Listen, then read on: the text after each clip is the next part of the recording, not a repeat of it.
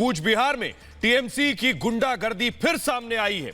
TMC कार्यकर्ताओं ने BJP office में जमकर तोड़फोड़ की है और बीजेपी कार्यालय में आग लगा दी है। एक बार फिर हिंसा हुई है और आरोप टीएमसी कार्यकर्ताओं पर लगा है कि वो हिंसा की गतिविधियों को लगातार आगे बढ़ा रहे हैं। कूच बिहार जगह है जहां पर पश्चिम बंगाल में एक बार फिर हिंसा हुई। बीजेपी के दफ्तर में, बीजेपी के कार्यालय में आग लगा दी गई। पहले तोड़फोड़ की गई और फिर दफ्तर में आग लगा दी गई। एक के बाद एक हिंसा हो रही है। पश्चिम बंगाल में हिंसा रुकने का नाम नहीं ले रही है और एक बार फिर आरोप टीएमसी पर लगा है।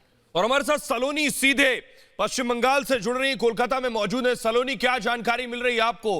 तस्वीरें हम दिखा रहे हैं, ये अगर बीजेपी कार्यालय में हुआ है और टीएमसी के कार्यकर्ताओं ने किया है, सलोनी तो ये बता रहा है कि अब पश्चिम बंगाल में कानून व्यवस्था नाम की कोई चीज बची नहीं है।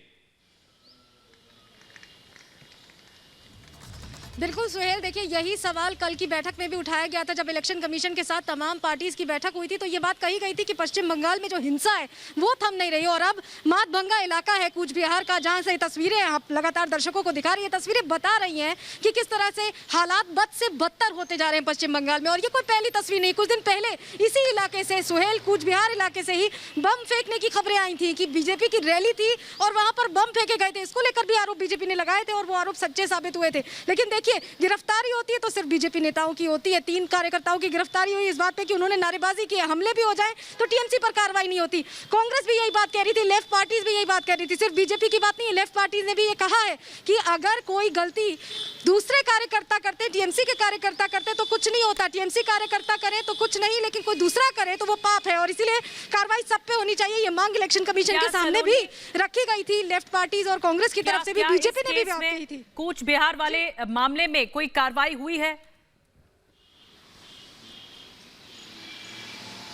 अभी फिलहाल निधि, इसको लेकर कोई पुष्टि नहीं हुई है कि कार्रवाई की गई है, लेकिन तस्वीरें बहुत भयावह हैं विधि। और ये तस्वीरें बता रही हैं कि किस तरह से ये वो दौर आ गया है, ये वो दौर आ गया जिसको लेकर ममता बनर्जी ने चुनाव लड़ा था। कहा था कि लेफ्ट की जो पार्टीज हैं वो लगातार हिंसा फैलाती हैं, ऐसा माहौल बना रहता है और इसलिए टीएमसी को मौका दीजिए। अब टीएमसी है सत्ता में 10 साल से और ये तस्वीरें फिर दोहराई जा रही है निधि। और ये तस्वीरें सवाल उठा रही हैं कि क्या अब फिर वही हालात बन गए जो 2011 में बने थे, जिसको लेकर ममता बनर्जी जीती थी। अब वही वो भी करती नजर आ रही है और यही वजह मानी जा सकती है कि क्या पता कि बीजेपी ज्यादा बेहतर प्रदर्शन कर ले, इसकी भी ये बौखलाहट मानी जा सकती है निधि। देखिए, क्योंकि साफ तौर पर यही सवाल तब ममता बनर्जी ने उठाए थे और तब वो सत्ता की चाबी उन्हें मिली थी और 10 साल से वो सत्ता पर काबिज हैं। लेकिन अगर यही तस्वीरें हम उनकी सत्ता में भी देख रहे हैं तो कहीं ना कहीं जनता के लिए यहाँ समस्या की बात है, लोगों के लिए परेशानी की बात है। और ये बीजेपी ऑफिस में जिस तरह की तोड़फोड़ की गई है, ये एक बार फिर सवाल खड़े कर रही है कानून व्यवस्था को लेकर। राज्य में जिस तरह का प्रबंधन चल रहा है, गवर्नेंस को लेकर सवाल विपक्षी उठाते रहे। बिल्कुल सलोनी, ये एक तरह से बौखलाहट